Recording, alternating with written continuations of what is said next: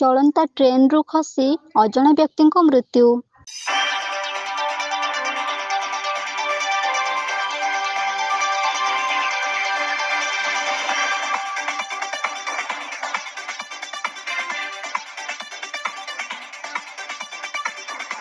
କଳାହାଣ୍ଡି ଜିଲ୍ଲା ନର୍ଲା ରୋଡ୍ ଦେଇ ଆଲେପିରୁ ଧାନବାଦ ଯାଉଥିଲା ଏକ ଏକ୍ସପ୍ରେସ୍ ଟ୍ରେନ୍। ପ୍ରତ୍ୟେକ ଦିନ ଭଳି ନିଜ ନିଜର ଜୀବନ ଭବିଷ୍ୟତ ପାଇଁ ଟ୍ରେନ୍ ଯୋଗେ ଯାତ୍ରୀ ଯାତ୍ରା କରୁଥିଲେ। କିଛି ଦୁଃଖ କିଛି ସୁଖର ସମ୍ମିଶ୍ରଣରେ ଅନେକ ଆଶା ନେଇ ଟ୍ରେନ୍ ଯାତ୍ରୀ ଟ୍ରେନ୍ ଯୋଗେ ଯାତ୍ରା କରୁଥିଲେ। ଆଶା ଥିଲା ନିର୍ଦ୍ଦିଷ୍ଟ ସ୍ଥାନରେ ପହଞ୍ଚି ଜୀବନର ସ୍ୱାର୍ଥ ହାସଲ କରିବେ। କିନ୍ତୁ ଭାଗ୍ୟର ବିଡ଼ମ୍ବନାରେ ବେଳେବେଳେ ନିର୍ଦ୍ଦିଷ୍ଟ ସ୍ଥାନରେ ପହଞ୍ଚିବା ପୂର୍ବରୁ ଜୀବନ ନୌକାର ସମୟଟି ସବୁଦିନ ପାଇଁ ଅଧବାଟରେ ଅଟକି ଯାଇଥାଏ। ସେମିତି ଏକ ଦୁଃଖଦ ଭରା କରୁଣ ଦୃଶ୍ୟ ଦେଖାଦେଇଛି କଳାହାଣ୍ଡି ଜିଲ୍ଲା ନର୍ଲା ରୋଡ୍ ରେଳ ଷ୍ଟେସନ ପୂର୍ବରୁ ତୁଲା ରେଳ ଫାଟକ ନିକଟରେ।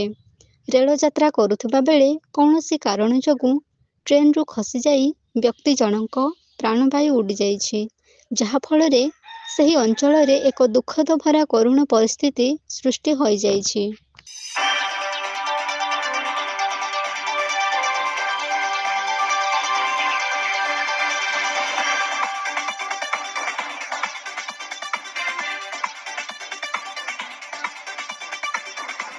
ଆଲେପିରୁ ଧାନବାଦ ଯାଉଥିବା ଏକ ଏକ୍ସପ୍ରେସ୍ ଟ୍ରେନ୍ ନର୍ଲା ରୋଡ୍ ରେଳ ଷ୍ଟେସନ ପୂର୍ବରୁ ରହିଥିବା ତୁଲା ଫାଟକ ନିକଟରେ ଟ୍ରେନ୍ରେ ଯାତ୍ରା କରିଥିବା ଜଣେ ଅଜଣା ବ୍ୟକ୍ତି ହଠାତ୍ ଟ୍ରେନ୍ରୁ ଖସି ପଡ଼ିଥିଲେ। ଟ୍ରେନ୍ରୁ ବ୍ୟକ୍ତି ଜଣକ ଖସି ପଡ଼ିଥିବା ଦେଖି ସ୍ଥାନୀୟ ଲୋକ ସଙ୍ଗେ ସଙ୍ଗେ ଆମ୍ବୁଲାନ୍ସକୁ ଫୋନ୍ କରିଥିଲେ। ସୂଚନା ପାଇବା ପରେ ଆମ୍ବୁଲାନ୍ସ କାଳ ବିଳମ୍ବ ନ କରି ଘଟଣାସ୍ଥଳରେ ପହଞ୍ଚି ଯାଇଥିଲା। ସଙ୍ଗେ ସଙ୍ଗେ ଟ୍ରେନ୍ରୁ ପଡ଼ିଯାଇଥିବା ବ୍ୟକ୍ତିଙ୍କୁ ଉଦ୍ଧାର କରି ନର୍ଲା ଗୋଷ୍ଠୀ ସ୍ୱାସ୍ଥ୍ୟ କେନ୍ଦ୍ରକୁ ନେଇଯାଇଥିଲେ। ଡାକ୍ତର ବ୍ୟକ୍ତି ଜଣଙ୍କୁ ପରୀକ୍ଷା ନିରୀକ୍ଷା କରିବା ପରେ ତାଙ୍କୁ ମୃତ୍ୟୁ ଘୋଷଣା କରିଥିଲେ। ମୃତ ବ୍ୟକ୍ତିଙ୍କ ପରିଚୟ ମିଳିନଥିବା ବେଳେ ଘଟଣାସ୍ଥଳରେ ରେଳବାଇ ପୋଲିସ ପହଞ୍ଚି ତଦନ୍ତ କରୁଥିବା ସୂଚନା ମିଳିଛି।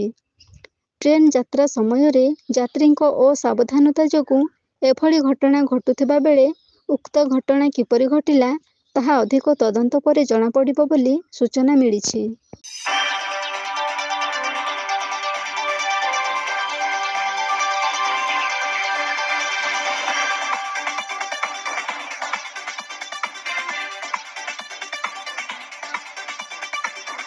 କଳାହାଣ୍ଡି ନର୍ଲାରୁ ବିମ୍ବାଧର ବୁଧିଆଙ୍କ ରିପୋର୍ଟ, এবି ନ୍ୟୁଜ୍।